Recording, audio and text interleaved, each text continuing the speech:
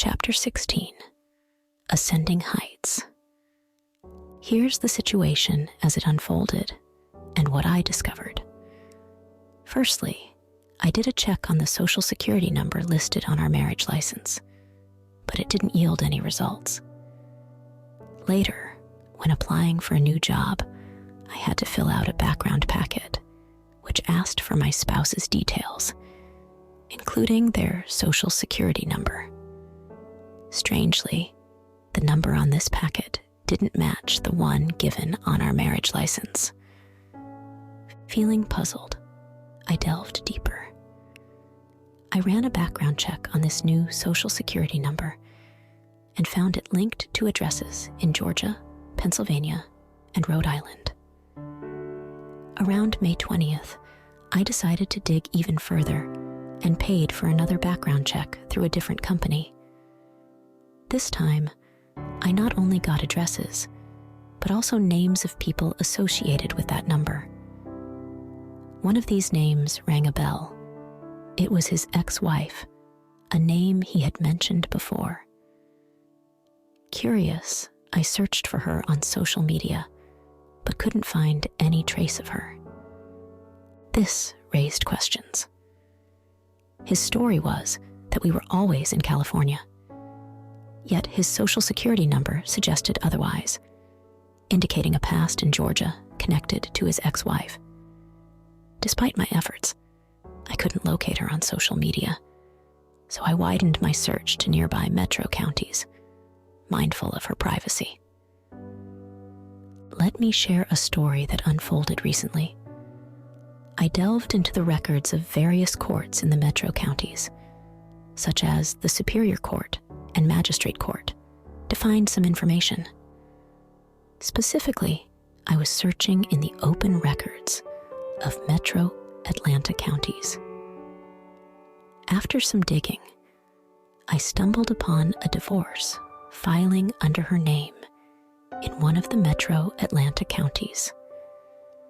This contradicted what he had claimed about filing for divorce in San Diego and getting married there.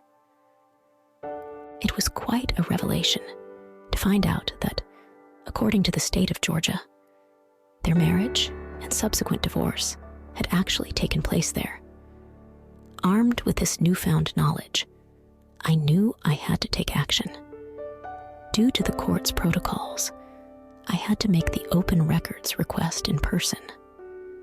So, without hesitation, I informed my boss of the urgency and swiftly grabbed my belongings before heading out to the court.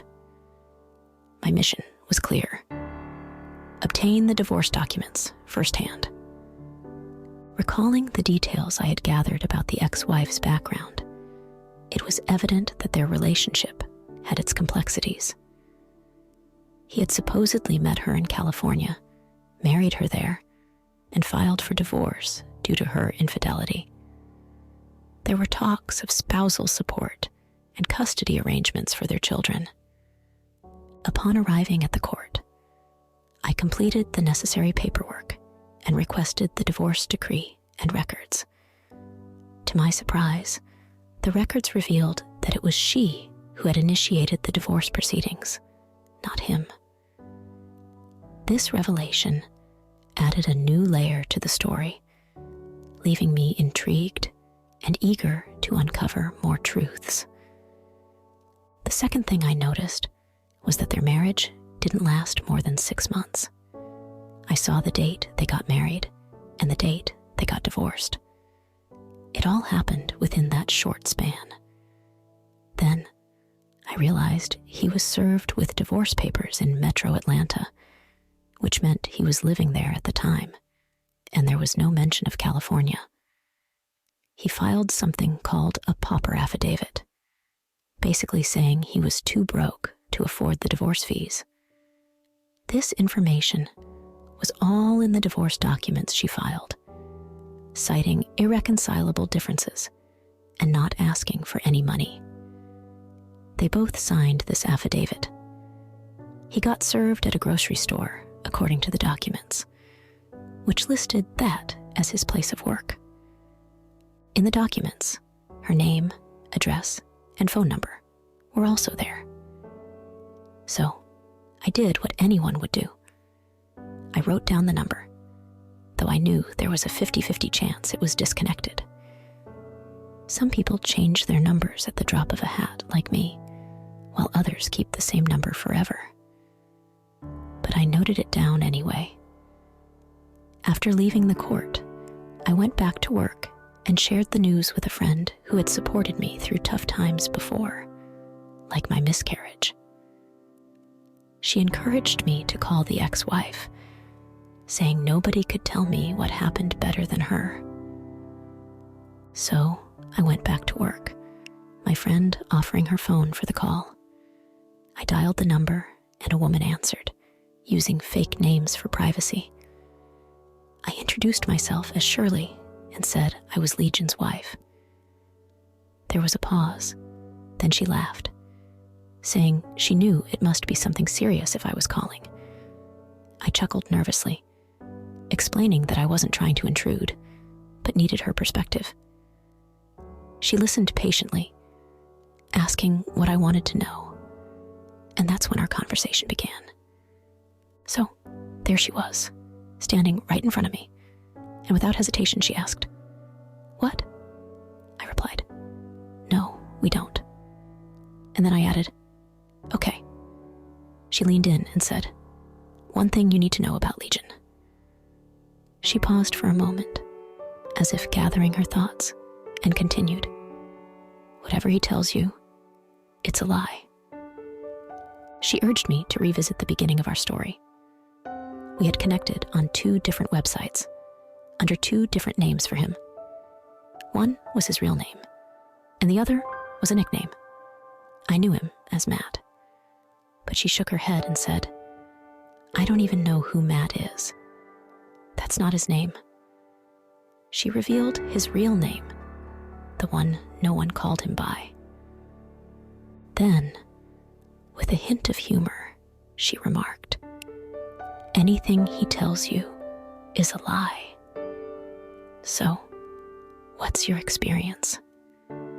I hesitated before sharing the story he had spun for me, but she cut me off, affirming, "Whatever he told you was a lie." She guessed the lies he had likely fed me, cheating accusations, demands for money. I confirmed her suspicions. She shook her head again, debunking each falsehood. She shared their real story, how they met in Georgia, never stepping foot in California. They married and divorced in Georgia. Curious, I asked, "How did you get my number?" She made it clear she wanted nothing to do with him. So, I confessed how I found her number, admitting it didn't paint me in the best light.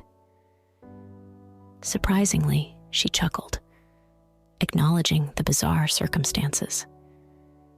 She remarked, "If you're calling me, things must be pretty bad." And in that moment, a sense of solidarity washed over me. She asked me softly, "What did he promise you?" We chatted for about half an hour, maybe a little longer. During that phone call, she confided, "I want nothing to do with him. Since our divorce, I haven't spoken to him at all." She made it clear, "I'd appreciate it if you keep me out of whatever's happening between you two." I assured her, "You have my word. I won't tell him we talked." I emphasized, "This conversation is just between us. I won't use it in any legal matters." I promised her, "I won't bother you again. I don't want to disrupt your life. I simply needed to understand the situation better." She paused before replying, "It's not good." She warned me, "If your situation is anything like mine was, it's not good." Despite the seriousness, she offered words of encouragement. "Don't blame yourself," she urged. "I went through the same thing, and I blamed myself too. This is not our fault. It's his. He's a skilled liar and manipulator. I ignored the warning signs. She reassured me, "You're not alone in this."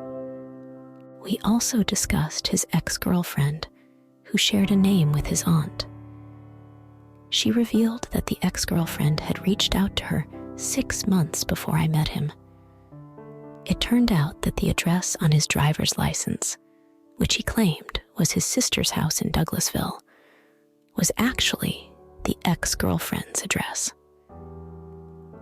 I moved in with my ex-girlfriend, and we built a life together, or so I thought. Turns out, he was weaving a web of lies, and when she discovered the truth, she promptly showed him the door. Feeling lost and betrayed, I reached out to his ex-wife seeking confirmation. She didn't mince her words. She warned me that everything he said was fabricated. She shared her own experience, how she left when she caught him lying because she knew he wouldn't change. As our conversation unfolded, I mustered the courage to ask about her daughter. Thankfully, she reassured me that her daughter was okay. I couldn't bring myself to tell her the horrible things he had said, so I made up a story about COVID exposure to avoid causing her further pain. She offered me words of encouragement, telling me not to blame myself and emphasizing that his behavior was not my fault. It was a relief to hear someone else validate my feelings and experiences. After our call, I took the scenic route home, needing time to process everything.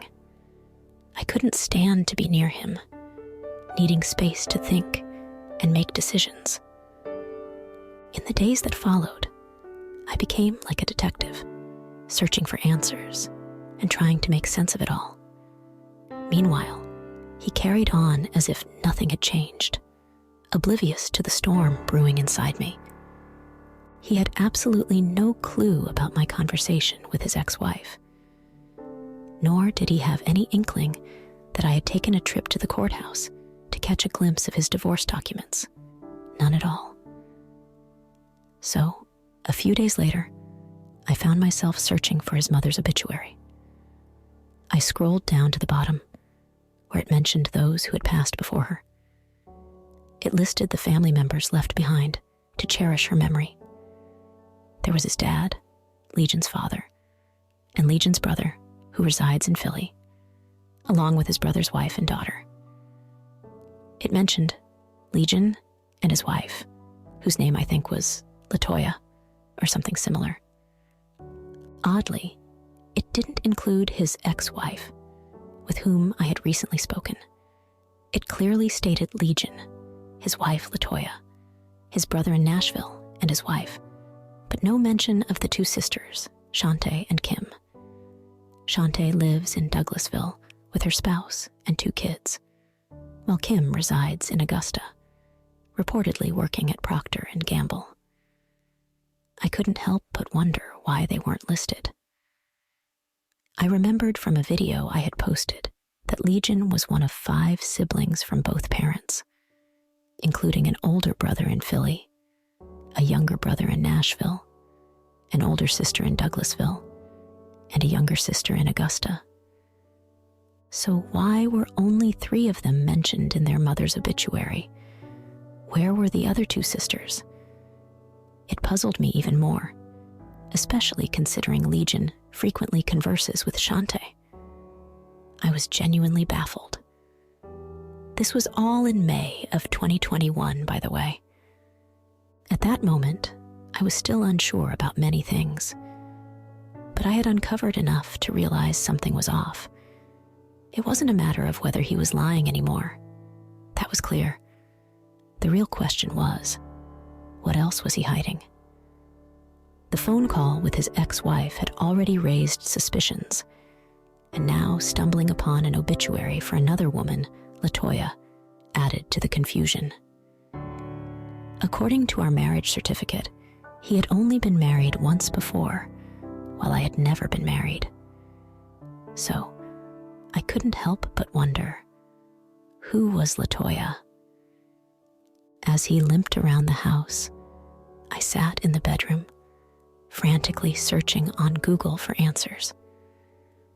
I came across his mother's obituary, studying it intently. At that point, I knew I needed a plan. What was my next move? In the midst of this, I decided to address some issues in a video, which I dubbed as part 30 of my journey of unraveling the truth about my ex-husband. I wanted to clarify some points for those who might be joining the story midway. I emphasized the importance of watching the series in order to fully understand the events. It was a lengthy process, but I was committed to telling the story truthfully and coherently, even if it meant revealing my own vulnerabilities. Let me take a moment to share with you what happened during that time. There are many parts to this story, and we haven't even reached the part about the divorce yet. We're almost there, but not quite yet. Firstly, I want to make something clear. It's really important, and I can't stress this enough. My family and friends had no idea what was going on between Legion and me. They were completely unaware. They only knew him as the guy dating their daughter, niece, cousin, or granddaughter. He seemed like a genuinely nice guy who truly cared for me. He had a good job, having played football and worked at a company for several years. Financially, he seemed stable, especially since he had recently moved from California. That's all they knew. They had no clue about the warning signs I was seeing, the doubts in my mind, or the turmoil in my heart. I didn't want to appear foolish. I know that telling this story might make me look foolish, and I've come to terms with that. But at the time, I didn't want to seem naive. So, I put on a facade of everything being perfect, pretending we were happy and looking for a house, while behind the scenes, I was struggling to understand why he couldn't provide proof of funds. They were completely unaware. I mention this because I've seen comments about how my aunt gave me terrible advice when I reached out to her about Legion's inappropriate behavior on Facebook. I want to set the record straight. She didn't tell me to stay with him, nor did she tell me to leave him.